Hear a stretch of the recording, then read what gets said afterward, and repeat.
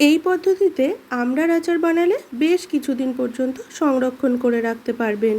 নমস্কার, আমি রিয়া। আমার চ্যানেলে নতুন একটি পর্বে আপনাদের সবাইকে অনেক অনেক স্বাগত জানাই। আশা করি আপনারা সবাই খুব ভালো আছেন। প্রতিদিনের মতো আজও নতুন একটি রেসিপি নিয়ে আপনাদের সামনে চলে এসেছি। আজকে শেয়ার করতে চলেছি দেশি আমড়ার আচার রেসিপি। চলুন দেখে নেওয়া যাক। আশা করছি আজকের রেসিপি আপনাদের খুব ভালো লাগবে। তবে রেসিপি শুরু করার আগে বলবো, যে সমস্ত বন্ধুরা আমার চ্যানেলে নতুন আছেন প্লিজ পুরো রেসিপিটাকে কন্টিনিউ করবেন, এটা অনুরোধ রইল।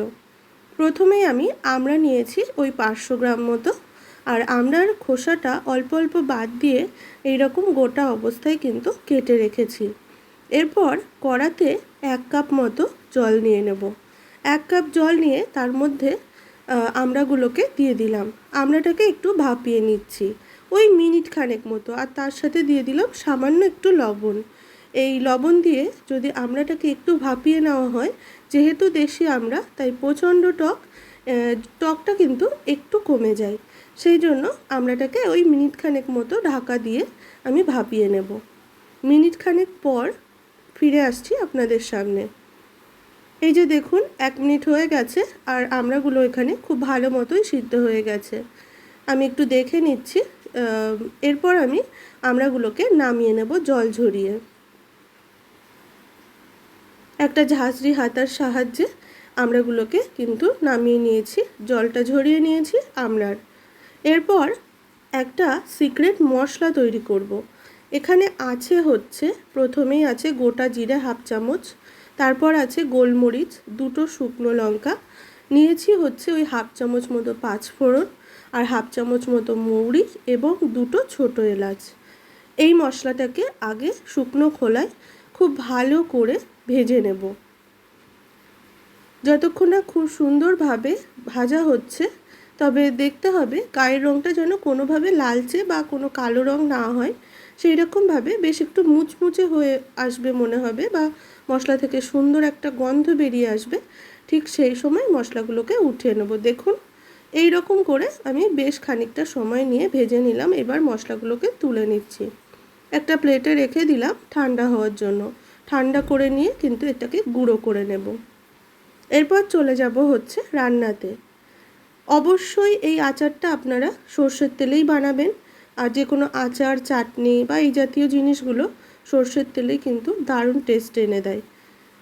প্রথমেই দিয়ে দিলাম সামান্য একটু 5 ফোড়ন এবং 2টো গোটা শুকনো লঙ্কা দিয়ে ফোড়নটাকে একটু অল্প আঁচে নাড়াচাড়া করে লাল লাল করে ভেজে নিয়ে তারপর দিয়ে দিলাম আমড়াগুলোকে দিয়ে মিনিট খানেক কষিয়ে নিয়ে তারপর এর মধ্যে দিয়ে দেব স্বাদ অনুযায়ী লবণ, সামান্য একটু হলুদ গুঁড়ো আর সামান্য একটু লঙ্কা গুঁড়োটার জন্য কালারটা কিন্তু অসাধারণ আসে। এই সমস্ত উপকরণ দিয়ে আবারও মিনিট খানেক খুব ভালো করে কিন্তু অল্প আঁচে কষিয়ে নেব। মিনিট খানেক কষিয়ে নেওয়ার পর এর মধ্যে দিয়ে দিলাম 1 কাপ চিনি। এখানে আমার 1 কাপ চিনি লেগেছে, তবে যদি আমড়াটাকে ভাপিয়ে না নিতাম তাহলে সেক্ষেত্রে আরও বেশি চিনির প্রয়োজন হতো। আর চিনির পরিমাণটা আপনারা আপনাদের পছন্দ অনুযায়ী, মানে যেমন আপনারা টক খেতে ভালোবাসেন সেই অনুযায়ী কিন্তু চেক করে দেবেন।